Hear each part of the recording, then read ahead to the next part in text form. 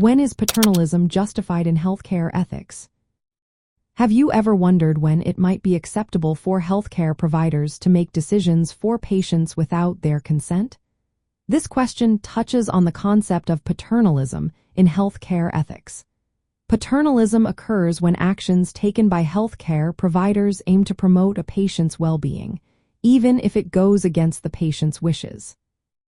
This situation often arises when patients are unable to make informed decisions.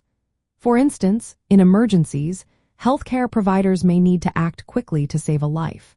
If a patient is unconscious or unable to communicate, waiting for consent could lead to serious harm.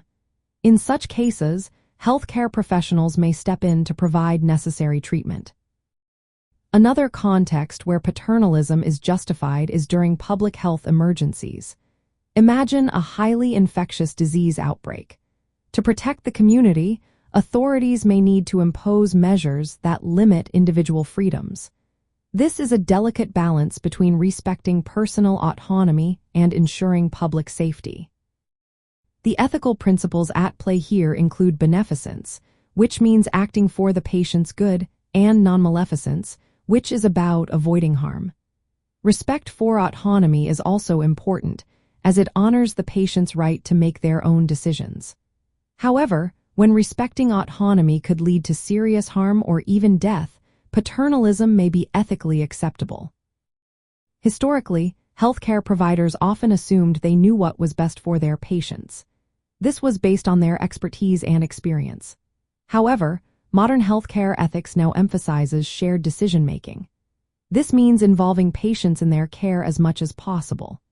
Paternalism is now seen as acceptable only in exceptional circumstances where patients cannot make informed choices or when their decisions could lead to significant harm. Justified paternalism requires careful ethical judgment.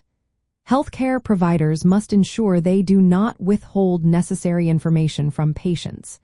They should guide decisions while still respecting patient rights. This approach acknowledges the provider's responsibility to protect patients while also valuing individual autonomy. In summary, paternalism in healthcare ethics is justified primarily when it protects patients or the public from significant harm. This is especially true in situations of incapacity or urgency. However, it must always be balanced against the importance of respecting individual autonomy and promoting transparent decision-making processes.